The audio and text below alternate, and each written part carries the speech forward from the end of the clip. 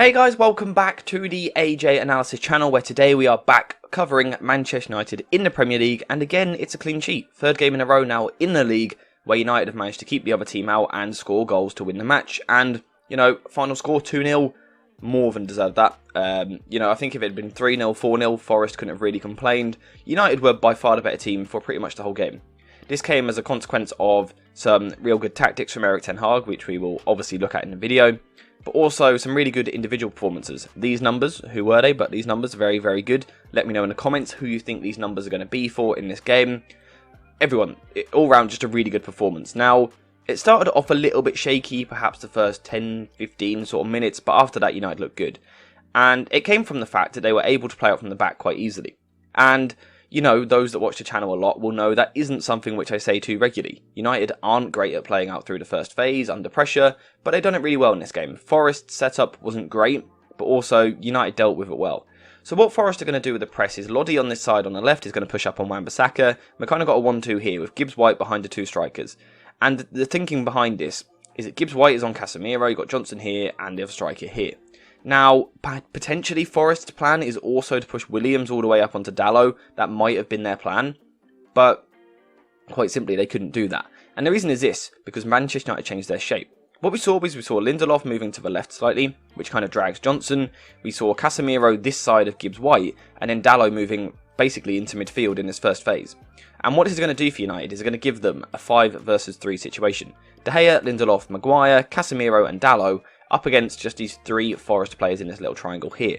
Now, no matter how good or how bad you are even on the ball actually, as United players in this situation, a 5 versus 3, professional footballers are going to, flourish in that sort of situation. They're going to overload that, they're going to take advantage of it. And to be fair, I think United could have done that more in the opening stages. I think at times, De Gea maybe just take a bit of a risk on the ball, be a bit braver. Can you find Dalot in this area? Same for players like Lindelof, Maguire. I thought United started with a little bit of hesitance, but kind of after that first 20 minutes, I thought they'd done this really well and were able to play through the press. Now, Forest did have a slight kind of solution to this, and it was Freuler occasionally jumping out of the midfield towards Dalot to kind of match it up like this in more of a 4 versus 4 if we take the hair out of it. However, again, United were just ready for this when Lindelof had the ball, because Eriksen would then drop wide left. We've got Sancho tying up Williams further up the pitch, so Eriksen is now the free man, can get the ball and can basically walk forward. And it was actually really easy for United to play through the first phase, through the first third. They'd done it really well, and it allowed them to take control and actually just completely dominate the ball. So, as I said there, having played through the first third, United were then able to take control, and it's then all about what shape are you going to build possession in, what is the speed of the passing going to be like, is the control going to be good, the first touch, the decisions on the ball, and how are you going to work your way forward through the pitch. And again, I thought, apart from maybe the first 15 minutes where it's a little bit sloppy at times, in general, I thought that United, again, done really well in this area. However, again, the setup from Forest wasn't quite right. And it starts again with those forwards and the way that they're pressing the ball. They just didn't really. They have a situation here with 2 strikers up against 2 centre-backs where there is the potential to go put pressure on them and make life quite difficult for them. Maybe if you want to be really brave, you can also push your wing-backs up or something like that. But certainly you could apply pressure to the ball here. If you're not going to apply pressure to the ball here, cut some passing lanes. Maybe Gibbs-White on Casemiro and the 2 strikers split on the fullbacks and let the centre-backs have the ball. Maybe you do that. Forest didn't do that either though. They were kind of in this position here like this, but they were just super passive. So if United wanted to, Lindelof could pass into Casemiro, who could get on the turn and play. Maguire could obviously do the same as well. But what was more important was the 2 fullbacks. If we look at Dalot, of course playing at left back, inverted, and Wan-Bissaka on the right hand side, there's no one near them. There is far too much room for them on the ball. And what this means is that all day long, if United are in a situation where it's like, oh, we might lose the ball here, just roll it wide, pass it wide, and Manchester United would have the player there and Forest simply wouldn't. And this for me is actually what gave United total control. These fullbacks were just spare the whole time, and Forest never really adjusted to this. We also saw this in a game a couple of weeks ago, I can't think who it was against now, where the opposition left the Manchester United fullbacks basically open for way too long. And when you do that against United, they have the ability to just take control of the game, because they do have some good footballers who are able to take a touch and pass a ball. It means that United just take control because, like I said, anytime they get into a pressured situation, let's say, for example, Casemiro passes into Bruno Fernandes here. He's put under pressure by the Forest player. It doesn't matter because he can just roll the ball wide and it keeps the ball for the side. And United done this really well. And I thought that the ball retention in this game was much better, and that's where we go back to that stat from earlier. And Christian Eriksen in particular, his impact in the team. Sabitzer has played really well recently. However, I was talking about his numbers in midweek where he completed 53% of his passes. Compare that to Christian Eriksen in this game, 89% of his passes. But still he's creating chances, he's got 2 out of 2 long balls, 2 out of 5 crosses, and also 3 key passes. Really, really good performance from Eriksen. Considering this is him returning from injury, he's been unfit for a long time. It was really good. He brought a real element of control to the side. And again, when you do that, you just take the extra touches and you keep possession for your side. It allows United to really build up a head of steam. They had 70% possession for most of the game. I think it ended up a bit closer to 65%. But it just allowed United to completely take control because Eriksen's controlling the ball, Fernandes and Casemiro were slightly better with their passing as well, the fullbacks are constantly spare. It just allows United to take the sting out of anything that Forest offer and really control the game. So before we continue with the video, I want to talk to you guys about where I got this shirt from, and you probably guessed it, jerseyfifa.com. They have kindly sponsored today's video and also sent me a load of free shirts for me to check out myself, and I can now really vouch for the quality of these products. They have loads of shirts to offer on the website, so if you are interested, head to the link in the description down below and check out Jersey FIFA for yourself. So United have now got to this point where they're in control. The question is, can you get the ball forward and create something in the final third? And not only can you, but how are you going to go about doing it? Well, the way that United went about doing it was by creating overloads all over the pitch. So we've already said about Dalot and Wan-Bissaka being slightly tucked in, being the spare men, which gives United the overload in midfield. But if you then add on top of this the fact that Anthony Martial up front is also dropping in, we can genuinely see that at times here, United have a 6 of Dalot, Casemiro, Wan-Bissaka, Bruno Fernandes, Martial and Eriksen, up against a midfield 3 of Nottingham Forest. And for some reason, the Forest centre-backs had a hesitancy to really go press Martial.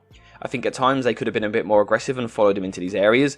To be fair though, even when they did, Martial's close control was just too good for them. And Martial creating this overload in the midfield, what it does is, let's say he drops here, into this side. So Dalot's got the ball, is going to go into Eriksen, Martial's also going to drop into this area, and United have overloaded this area of the pitch. Forest have to kind of adjust and adapt to that. They've got to get men over to this side to prevent these overloads happening. What this again means though is that all it takes is 1, 2, 3 passes. United are now back out the other side, and again you can now create another overload with Wan-Bissaka, Fernandes and Antony in the 3 versus 2 up against Lodi and McKenna. And this is what United done really well. They got into one situation, they overloaded that area of the pitch, but if Forest kind of snuff it out like they did here, you then go back out the other side, and then create another overload. And this is what United done really well all game long. Bruno Fernandes and Christian Eriksen were absolutely fantastic all game long, but also the wingers as well, and their combination play with the fullbacks. Down the left-hand side, I thought Dalot kind of playing in this inverted position where we're not used to seeing him from the left-hand side. I thought he done really well. We'll come back onto his goal in a second. Sancho, not great. I think we need to see better from him. We do need to see better from him, especially when you compare it to what we're seeing from Antony on the right-hand side. Because Antony in this game was absolutely sensational. The goal and assist, very good. We love to see that. We need the goal contributions, and that is what wins United the game. But his whole-round performance was just quality. Earlier in the season, what he had was this tendency that when he got the ball, he would kind of be a little bit passive, a little bit like what Sancho's going through at the moment, where he wasn't taking players on. Antony, at the moment, is just taking players on constantly. It helps that he's got Wan-Bissaka making underlapping runs in this area, creating a 2 versus 1, sometimes an overlapping run, which allows Antony to come inside. Again, we will come back onto that for the goal. It just works really, really well for United at the moment, and there's constantly rotations all over the pitch. Antony moves inside, that means Wan-Bissaka goes wide, or another time we'll see Antony wider, Wan-Bissaka underlaps, Bruno Fernandes drops deeper, we can see Martial dropping in. The only kind of criticism I have of the rotations in this game was that at times United didn't have a number 9. We know that Martial likes to drop deep and link the play. It left them at times without a presence in the box. There was a situation where Bruno Fernandes is on the byline here, puts in a ridiculously good ball with his left foot across the box. No one's there. Someone should be there. There was also another situation where I believe Sancho put in a really good ball from this side. Again, there wasn't anyone really in there, so that is something which United do need to just kind of fine-tune a little bit with their rotations. But in general, they kind of moved the ball forward through the thirds from the first phase, kind of getting out of the press, and then taking control in the middle third, and then creating chances and opportunities in the final third. United done it all really very well. Now I have just moved myself out of the way to the top right of the screen here because I want to look at this second goal for United. Because for me it really captured what United are doing well, and we're going to do this by using Want Video Analyzer Pro, a really good analysis software which you guys can check out using the link in the description down below. Super affordable and super effective. It's really good. We use it on the channel all the time, so I really recommend that you check it out. What it's going to allow us to do here is go through the goal. Now the first thing that we can see is the United aren't actually in the shape which I was talking about, kind of them using during the game, which again kind of points to the fact that United rotate. This isn't a United side which are always in one system, always in one setup. They are happy to rotate and move into different positions, and we can see that initially here it is a 3-2 shape, and I just think that all these decisions on the ball are really good, all the rotations are good, so I just kind of want to go through it because I think it's a really good goal for United. So the ball goes in here to Casemiro, and United are keeping it. This pass here though from Dalot is brilliant. Let's just go over that again real quick, just going to rewind a couple of seconds. Watch the ball into Casemiro here from Lindelof, and then from, hang on, let me just draw this. So it's going to go in here, and then it's going to go here, and then it's going to go here. Quick diagonal play, a bit like what we kind of associate with De Zerbi at Brighton, with Caicedo and McAllister. It's just really good from United though. These quick 2 pinged passes here, 1, 2, and then a third one here. It's all really good play. Now eventually this ball goes wide to Antony, and again we see the benefit of having an overload in this area. Now we can't actually see Aaron Wan-Bissaka in this particular picture, however he is just off screen down here making a run forward. And what it's going to allow Antony to do is come into this area here, because this poor old fullback now has a 2 versus 1 situation to deal with. You've got Wan-Bissaka overlapping out wide, Antony coming inside. It's now a really difficult decision to make. Where does he go? It's difficult, and Antony really takes advantage of it. He's aggressive, what we're talking about, taking players on, driving forward. We've got to admire that run from Weghorst as well there. Again, if we go back and highlight it, it's just a really good run. What he does is he goes across in this little path here, and it takes Nottingham Forest defenders with him. And it's going to open up a nice bit of space in here for Dalot to run into.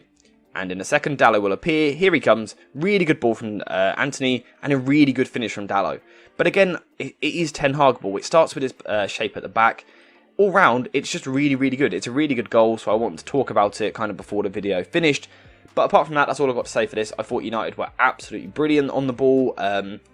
Off the ball, sloppy first 15 minutes, but after that, really good. I thought Maguire in particular struggled at the start, but kind of grew into the game. Lindelof done really well coming into the team. United never looked like conceding. They should have scored 3 or 4 in this game. That would be my only criticism. They need to score more. You've got to take your chances. But apart from that, it's a really good game. So let me know what you think in the comments down below. Who was United's best player? For me, I'm going to go for Antony, but Bruno Fernandes and Eriksen were right there as well. What do you want to see more of? Are there any players that maybe need to be taken out of the team? Anyone that needs to come in? Let me know what you think in the comments. Thank you guys for watching. I hope you enjoyed the video. And as always, I will see you in the next one.